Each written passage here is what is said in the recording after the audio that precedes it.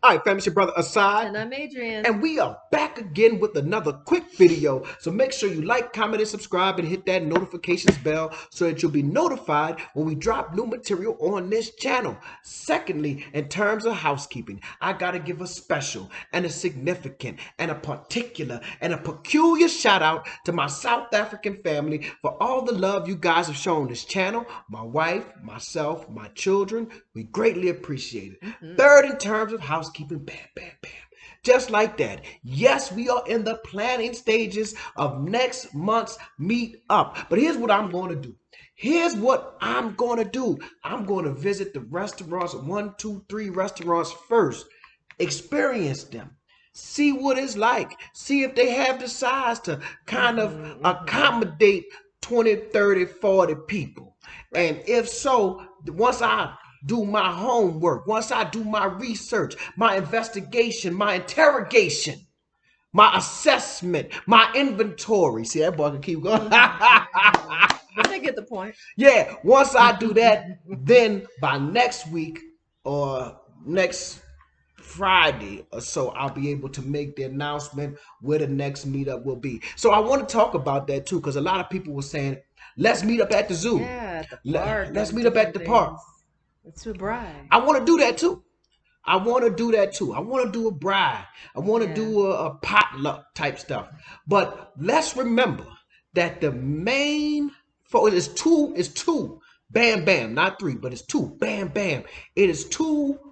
It is 2 main reasons why we want to do this meetup. Number 1 is because we want to come together and commune. Right? We want to break bread. We want to talk loud, laugh loud, eat, drink, be merry, and have a good time. But then there's a practical and a pragmatic and an impactful reason for doing that, for doing the meetups, and that is to support Black businesses, to put rands in Black hands, right? Shout out to the brother who gave us that. Shout out to the brother who gave us that, right? So we want to understand that a meetup at the park is great. A meetup at the zoo is phenomenal. But I also want to know that, I also want to make sure that we are intentional about when we spend our money. Now, I know I had a little comments. I saw some little hating comments from some people. You know, why just support Black business? You know, I don't know if they are white American or white South African or whatever have you. But we think about this, family. All the videos that I have done, all the videos that we have done when we talked about the killings of Black people in America, the this, that, and the third. We talked about racism. We talked about white supremacy, the global system of white supremacy. The global system of white supremacy affected India, it affected China and Hong Kong, and affected all of the continent of Africa, it affected the Americas, affected Latin America, right? So the globals, we talked about all of that. It ain't a problem. They never commented on that. The moment we decided to get together and do something intentional to support our own, all of a sudden the racist or whatever have you, or whoever has a problem with it shows up. Oh well. Oh well. You know, I don't even respond to it. I saw it, click remove. Why respond to it? We gotta keep doing us. We do us. We build us. We strengthen ourselves. Self-determination, self-motivation, self-elevation, self-reliance. That's what Brother Malcolm taught us. All right. That's my sermon for the day. Okay, great. So, what else has been going on, man? Man, we have just really been enjoying SA. And it was something that happened that made me say these are some of the most, let me tell you, I don't want to get too like deep in this, but there's something that has happened to a lot of people in the diaspora that has hardened us in a way. You know? And it's understandable. You gotta be hard to be in the belly of the beast, to be in the midst of it, right? You gotta be hard. And in order to survive, it's a survival mechanism, right? It's resilience is a trauma response, right? But that resilience and that hardening um, also takes effect in relationships with people. And I'm not talking about just intimate relationships. I'm talking about male, female relationships, male friendships, and everything. And what I have noticed, it affects your health. It does affect your health, right? And what I've noticed is that, the word soft is not a good thing in America. Oh, especially when it relates to masculinity. Oh, he's soft. That means he's a pushover. He weak or something. But what I've noticed here is that soft is cultural. That the people here are much more humble, right? Much more the women are much more feminine. The men are not hard and hardened in the sense of that toxic level of masculinity, that hyper masculinity, right? That just looking at me. If I catch you looking at me, I'm ready to kill you. That type of stuff is not. And I am now in the midst of reprogramming myself, leaving some of that American hardness, right, in America, so that I can better interact with people here. Yeah. I've witnessed, a few times when we first arrived, like, people looking. Now in the States, you catch eye contact with somebody, it becomes an immediate stare down. Whoever breaks eye first, it's true. Whoever breaks eye contact first is like you duck down and bow down. It's this unspoken competition, this unspoken joust of masculine. Or if you don't want it to be competitive, you might smile. You might smile. Or like, right. But even if I'm not looking at you trying to be confrontational. But even if you smile, then they'll start, oh, he's soft. You know what I'm saying? That type of stuff. I'm telling you, it's foolishness. It is a part of a culture that is hyper violent, hyper masculine. Yeah. And here, like I said, I've caught people looking at it, and they didn't mean anything. They just looking. That's their eyes. They can look my way. They're probably trying to look at why my clothes look like this. I don't dress like a South African. Man, y'all need to get assume the best. My children will be like, they were staring at me, and I'm like, assume the best. Maybe they, right. In your mind, say, they probably think I'm just so good looking. Yeah, I'm captivating. Maybe so. And you won't be. At least you won't be offended. Right. But I gotta say this. Listen, I tried to go shopping here. Y'all need to get some big people sizes, man. The man telling me this an extra large, man. This ain't no extra large. I need something for big people. I ain't no little person. He showed me a shirt. I said, man, that look like a tank top. That look like what the women used to wear? Baby tee. A baby tee, a crop top. No. I need to search something for big people. I got big old shoulders, big old chest, big old stomach. I need some big people clothes with the big and tall sections. Right? With the Africana shopping. Big. What stores do they go to? Oh, hunting stores. Where they shop at, and I don't want no shorts neither. Yeah, I don't want no shorts. Yeah. So I've also noticed. So school here is quite different. Now I'm only dealing with one school, so it may not be the case for all schools. I get that. But back in the States, there's a few differences. So back at their old school in the States, parents were almost overly involved in school. Mm-hmm. Like parents wanted to know everything that was happening at all times. And when school starts, you're getting like a barrage of emails from parent, parent teacher association leaders. Like, we're going to have the open house. We're going to have meet and greets. Parents come out. So the school was like, it's about children, but it's also about building a parent community. Yeah. With this school, it's school. You hear from them specifically if it has to do with grades, classes, tuition. But you hear about the tuition. Yeah, that social stuff. I don't see it. Yeah. Especially coming from the African American community, where schools play such a vital role in community and neighborhood development. Like was a school and the church were the center of the community. So I think it's a little different because this is not like a neighborhood school. Right. You see what I'm saying? Yeah, so I'm still waiting to get the parent like, oh, we're having this meetup or something, especially for new families. Right. Typically, you know, back home, they'll have something for new families. Like, oh, come out. We love to meet the new families. We're gonna have this fundraiser for the school. Yeah. Or something like that. And I the just marche, all that type of stuff. Yeah. So it's been real quiet on the school front. But so and another thing, which I think is really good, the children are eating better in school. Let's just talk about the children in general. So we kind of sugarcoated what they were saying before. But they said, I hate it. I want to leave and blah, blah, blah, blah. First day of school, we picked them up. And my son, the oldest boy, he was trying to act like he's not a good actor. So he was... I was like, but I saw this 1 to 10. He told me it was a 1. But I saw the smile on his face, so I know you're upset. You're not smiling. And I said, boy, you really had a bad day? And he sat back and he just started laughing. So he said, no, he played basketball with somebody. The second day, which was like on a Monday, you know, it was all right. Tuesday and Wednesday, they both come home. This is Chipper.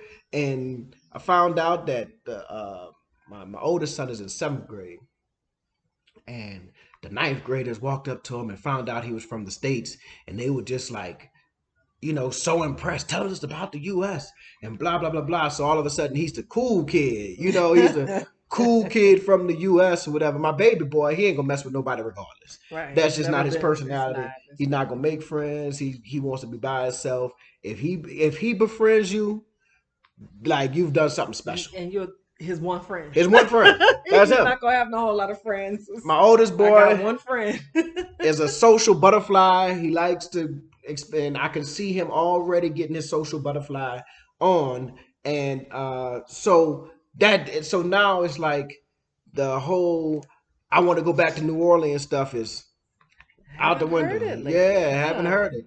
Only thing that they mentioned is they want some crawfish. Yeah. Food. Yeah, food. Yeah, I think we've been eating Indian food. We've been going to Tasha's. Man, I'm tired of Tasha's. I ain't going to Tasha's for a long time. I done everything Tasha's could do. I done been to all kind of different Tasha's. Tasha's on the Pole, Tasha's in Rosebank, Tasha's in Sand City, Mandela Square. I ain't doing no more Tasha's. I'm through. I need to break from Tasha's for about 2 years. Maybe a couple of months I'll go back. But so you know, we do come from a place with a very unique cuisine. Yeah. And you can't find the substitutes here. It's just plain and simple. You just can't find the substitutes here. So unless you actually go through let it fly inside. Yeah, unless we go through the so it's a certain seasoning called Tony saturates. Right? You need Tony saturates and you need like crab boil. And you can't like buy. You just don't have them. You don't. I promise you don't have them on the entire African continent. Now I could probably get them shipped in from Amazon or something like that. Or what I think I'm going to do is I'm going to get the recipe for the seasoning offline and just buy the individual, like the paprika, the cayenne pepper, the salt, whatever else stuff is in there, and try to make my own version of it. The crab boil, though, on the other hand, I don't know where and how to even. You just have to get some shipped to yourself. Yeah, just got to get some shipped. Or next time somebody from New Orleans comes here, I'm going to ask them to bring it. Because this stuff, like, I'm saying this because you can find it in New Orleans and you can't really find it in Texas. So I know you don't have it in SA. You know what I'm saying? Like, this is like New Orleans specific stuff. So they're missing those type of, that type of flavor, that type of cuisine. And it's really not a good substitute for that food. I don't think anywhere in the world. You know, it's a certain flavor. It's a certain, you know, the crawfish come out the dirty Mississippi. So they got that little grime, that little grit to them. Yeah. You ain't gonna find that. The seafood has some grit too. Yeah, but it's a different kind of grit. That golf, you know, they had the BP oil spill, so they got the little oil taste on. All the pollution coming from the Yeah, Mississippi all the way through the you're U.S. not and gonna dumping out the Gulf. that tastes good though. You're not gonna find that here, man.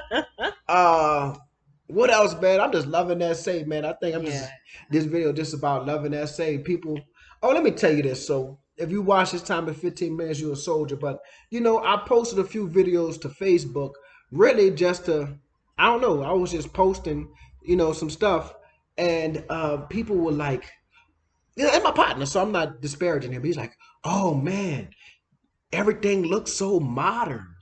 And everything looks, somebody else said, oh, everything looks so clean. Oh, that looks like a regular grocery store. And I'm just like, you know, I sat back and I said to myself, now if this was 1980, 1960, I would just have to accept it. But it's 2022. You have an entire, let me see this. This thing right here, this phone thing, this thing is an entire computer that can access all of the information in the world on this computer, in your hand. You don't have to go to a library. No, you don't have to sit still with it. You can walk around anywhere in the world and access about 99.9% of all of the information in the world. You don't even have to watch. Let me see my phone. Oh, goodness. Where is it? Right here. Oh, there it is. Oh, excuse me, y'all. You don't even have to know how to read. Hey, Google. You see that? She ready for me to talk. What time is it in New Orleans? It's 4:05 p.m. You don't even have to know how to write. You don't have to know nothing. All you have to do is so there's no excuse to really still be thinking that Africa is in the huts and it's the jungle and that is the whole of it. You don't have that. I can't give you that pass. If you are still thinking like that, you're just plain old ignorant. And I just have to just be real with you. Now, if you want to know about safety and security, that's one thing. If you want to know about load shedding, that's a whole nother thing, right? But to be surprised that it's modern, you really think the United States is the only place, or places, United States and Europe, the only places that's modern? For real?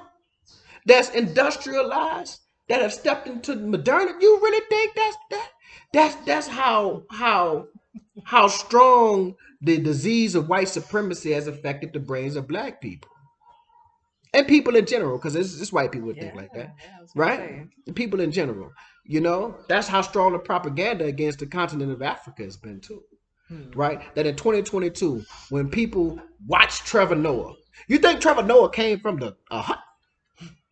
Y'all watch this man on TV every night. Millions and millions. He hosts the Oscars and all kind of old crazy stuff. You think he came from a hut? Right? You done watched. What do you think he had a poor education? Thank you. You think you think he was sitting under a tree with? Like, come on, bro. Y'all done watch Wakanda? What's the Black Panther and all of those type of stuff? You know, and that's the problem. They made Black Panther into a fantasy. Yeah. Right? Yeah. And not realize, oh no, they made Wakanda into this fantasy. And we gonna build us a Wakanda. No, you got a Wakanda all over Africa. You got Wakandas. You got bastions and silos of blackness and black prosperity and black greatness and black genius right here on the continent. You don't have to make up nothing. You don't need Disney or who them people. Power Rangers, Marvel, whoever. Yeah. I don't watch that foolishness. I don't watch no cartoons. I like. But yeah, you don't need all them people. You have a Wakanda right here. And my South African family, I want you to know, stop being so hard on yourselves. You have a Wakanda. This is Wakanda. When we ride around, when we see these black people doing good, yeah, we see the people poor, we see the shanty towns, and we see the people begging. But I sat in Mandela Square and walked through the mall, and I saw a lot of you Negroes buying Gucci and buying. Yeah, I watched you. I seen you. I saw you buying Armani. I saw you driving. I saw you getting into your Bentleys, into your Mercedes, and all of this stuff. When I walk around the community, I see you driving. I see you in your big houses. So no, the Bible say the poor you will. The poor you will have what you always. So you can't get rid of poverty, right? But you have a Wakanda right here. You have a black Mecca right here, and you need to love it. Love it in all its ugliness. Love it with all its filth. Love it with all of its warts, because it's yours. Facts. Anything else we want to talk about today? Nothing. I think that was a good. I think that was a good one. Yeah. So we got an interview coming up. I think we're doing it tomorrow. We'll probably post it Saturday. We'll probably go live Sunday. Now, should we go live in the morning or in the evening? So when we were back in the States, it was morning time, but it was evening time here. Right? So it was evening here. Yeah. That's right. So maybe we should do maybe we should do like 2:00 in the afternoon. Yeah. But I think Sunday is the kind of the leisure day. They may be out lunching and brunching. Next thing, do y'all have like a old school soul brunch? You know, they do trap brunches in the States now. That way they play all that old ignorant rap music and talking about who they gonna kill and shake your behind and all that old type of stuff. I don't want to be around that at all. No, thank you on the No. Because it brings out trap music lovers. Thank you. They're gonna ruin my brunch. I don't want to hear about you killing me, and I don't want to hear about your body parts. I don't want to hear about that. No. I'm 43 years old. No. Right. But old school, like soul brunch, like a soul music brunch. If they have that, let me know. If they don't, we might need to create it. Hello. If they have it, let me know. I'm going to support it. If they don't, we might need to create it. Find us a nice brunch spot. See if we can find us a DJ and have a DJ play us some Al Green and some old Luther and some SWV, some old But you remember that coffee shop we were sitting in that mall was it in Soweto? That was in Soweto. Yeah, that was in Soweto. Yes. And they were playing all the jams. All the old school jazz. Remind me of when we was in Tanzania with Ipiana in his car. Oh, good. Ipiana was playing. He was the driver. Yeah, he was playing Sweet Lady, would you be my sweet love for what you know about Tyrese? He would speak Swahili. All he spoke was Swahili. He spoke barely enough English for me to tell him where I needed to go. We were playing that old Tyrese. So we need an old school soul brunch, playing some good old school music where grown people can listen. And, it don't have to be like the 60s. It could be like old school 90s, Yeah. Some of that good music, whatever have you. So if they don't have one, we need to create one. If they do have one, let me know. And also, if you watch this long, you're a soldier. I want to say this. If you can, I saw that they have this thing called brunch and books for the kids. I said, I got to take my children there. You guys have also, made suggestions about places we could take our kids, but make us some suggestions of some stuff we could do. Y'all want us to vlog? Tell us where the vlog at. There's like some outdoor place right up the road. Remember, it looked like there were like so many families there, and they have like obstacle courses. Yeah. I was like, oh, that looks live. Yeah, it does. It looks like, but I'm not in shape for all that right now. Wow. I've been going to Virgin Active. I've been getting back. I've been on the Virgin Active trying to get right. Working on the air conditioning. Yeah, but look, I you know how Facebook does memories? Man, just a year ago, I was doing pull-ups. Y'all, this is God honest truth. I was doing pull-ups with weights on, like weighted pull-ups, getting up there, pulling them up. And just it shows you how easily you can fall off. Because I was strong a year ago. I'd have knocked out an ox a year ago. Not right now. I ain't got that strength right now, but I'm building it back up. Facts. Anything else, baby? Well, I don't think you have to be like an Olympic athlete. It looked like there were families out there. So. Yeah, but if you're going to do it, you need to win. You need to be number one. Yeah, you don't just be... Thanks for watching. Let me tell you something. Anybody who says it don't matter if you win or lose is a loser. Winners don't talk like that. It doesn't matter if you win or lose. It's how you play the game. What's his name? I don't know that it's a big competition. Everything a competition. It's like a play area, like family fun. I want my children to win. We don't even know if it's a competition. Winning is you not put a everything. competition in your mind. Vince Lombardi said, "Winning is not everything; it's the only thing." Ooh, all I do is win, win, win, no matter what. Thank you Anyway, for watching. y'all have a good one.